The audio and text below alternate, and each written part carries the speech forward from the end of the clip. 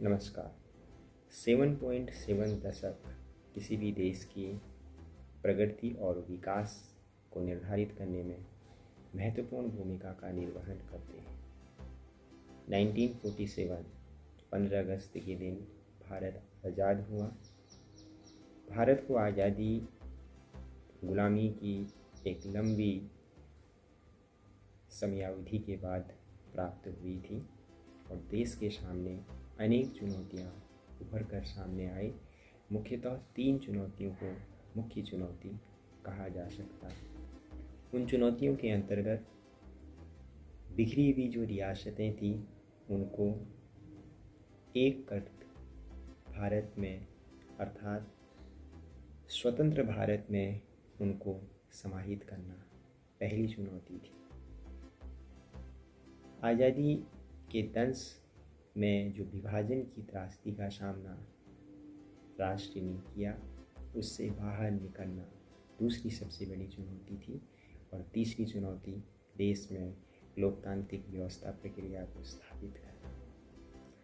आज जब हम 7.7 दशक के बाद देखते हैं तो इन चुनौतियों का मुख्यतः जो 3 चुनौतियां थी, हमारे देश के नेतृत्वकर्ताओं की दूरदर्शिता के परिचय के आधार पर हम कह सकते हैं कि उन 3 दंश जो मुख्यतः आज़ादी के समय थे, आज पूर्णतः उनका हमने डटकर मुकाबला किया। आज लोकतांत्रिक व्यवस्था का स्वरूप न केवल भारत में बल्कि वैश्विक स्तर पर हम विश्व के सामने एक आदर्श के तौर पर स्थापित होते हैं। बहुत सारी चुनौतियां देश के सामने प्रारंभिक चरण से थी और आज की समयावधि में उन स्थितियों में बदलाव दिखाई देता है। प्रारंभिक समयावधि में पंचवर्षीय योजनाओं का जो मुख्य आधार था वह संरचनात्मक ढांचा को मजबूत करना था। उसी की देन है जिसके आधार पर आज हम पांचवीं व्यवस्था के तौर पर वैश्विक स्तर पर हमें जाना जाता है। स्वास्थ्य के क्षेत्र में 1947 की जो हमारी आज़ादी थी, उस आज़ादी के बाद कैसे हम स्वास्थ्य को एक मजबूती प्रदान करें। तत्कालीन प्रधानमंत्री और न्यूजीलैंड की सरकार के सहयोग से दिल्ली एम्स, जो आज चिकित्सा के क्षेत्र में आज़ादी के बाद मॉडल के तौर पर जाना जाता है, तो ये प्रगति की उस अवधारणा को रेखांकित करता है जो 7.7 दशक की समयावधि में हमने प्राप्त किया।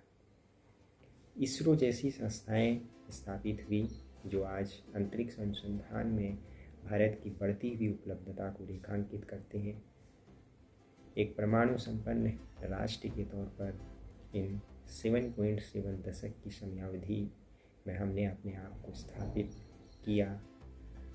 खाद्यान्न उपलब्धता के क्षेत्र में आत्मनिर्भरता के दौर में हम लोग आगे बढ़े।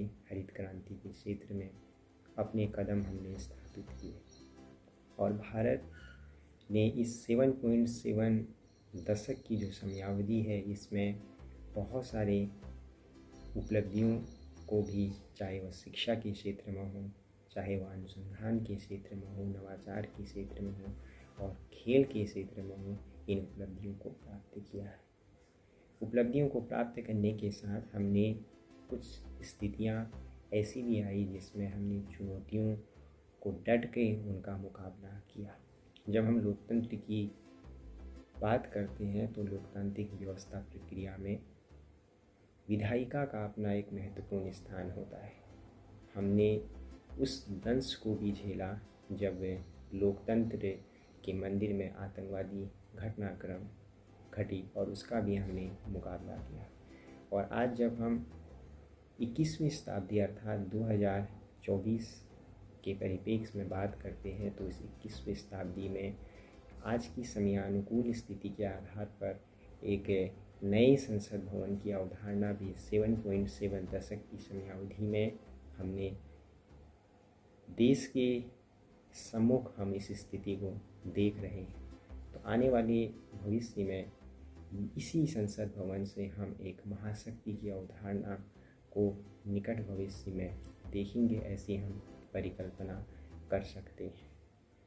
आज के वर्तमान परिप्रेक्ष्य में अगर देखा जाए तो 21वीं शताब्दी में प्रारंभिक अगर कुछ वर्षों को देखें तो देश में गठबंधन सरकार के वर्ष थे, और 2004 से 2014 और 2014 से 2019 की जो एक समयावधि को अगर हम देखेंगे तो इसमें बहुत सारे बदलाव प्रक्रिया स्वरूप भी हमें दिखाई देते हैं। जहां 2004 से 2014 की समयावधि में गठबंधन शताब्दी, तो वहीं 2014 से 2024 की बीच की समयावधि में पूर्ण बहुमत की सरकार इस 21वीं शताब्दी में रही, और पुनः 2024 में एक बार फिर गठबंधन सरकार अपने आप में देश की लोकतांत्रिक व्यवस्था प्रक्रिया के अंदर स्थापित हुई है।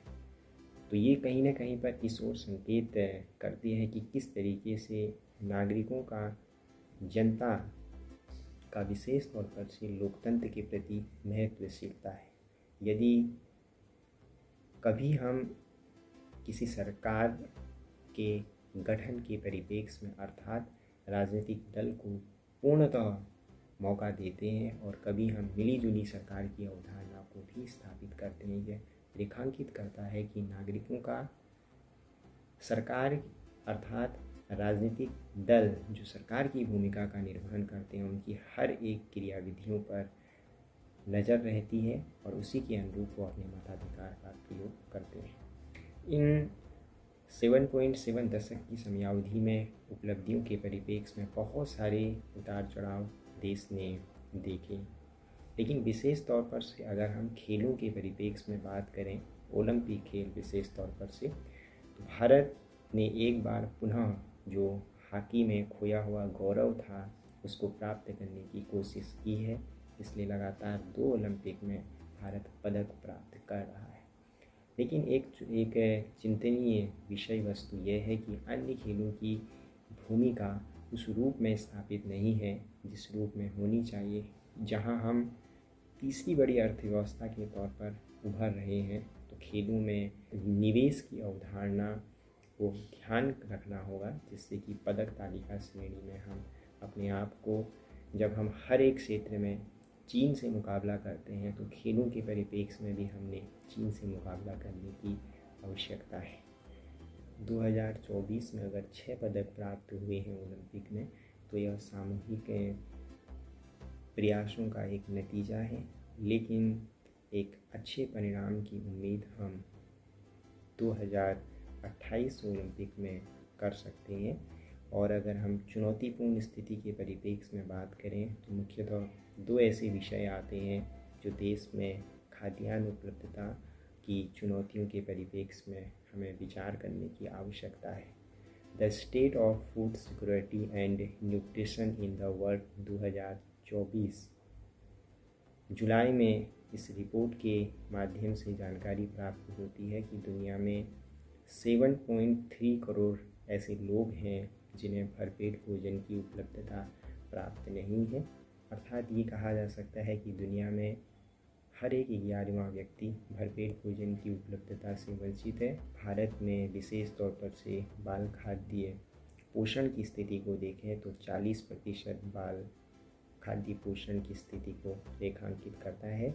और साउथ एशिया में अगर हम इस स्थिति के परिप्रेक्ष्य में बात करें तो साउथ एशिया में भारत की, चाहे वह मध्यम या गंभीर, दोनों स्थिति को अगर संयुक्त रूप से देखा जाए तो 76% बाल खाद्य गरीबी है। अफगानिस्तान के बाद भारत का इसमें दूसरा स्थान है। जहां हम तीसरी अर्थव्यवस्था के तौर पर उभर रहे हैं, तो इन स्थितियों पर विशेष तौर पर से खाद्य अवधारणा के प्रति भी ध्यान हमें देना चाहिए। और इन 7.7 दशक की समयावधि में जो कुछ भी हमने उपलब्धियां प्राप्त की हैं, यह सामूहिक नेतृत्व के प्रयास का ही परिणाम है। निकट भविष्य में हम उम्मीद कर सकते हैं कि भारत नई चुनौतियों का डट कर मुकाबला करेगा और विश्व में एक श्रेष्ठ अवधारणा के साथ अपने आप को स्थापित करेगा। धन्यवाद।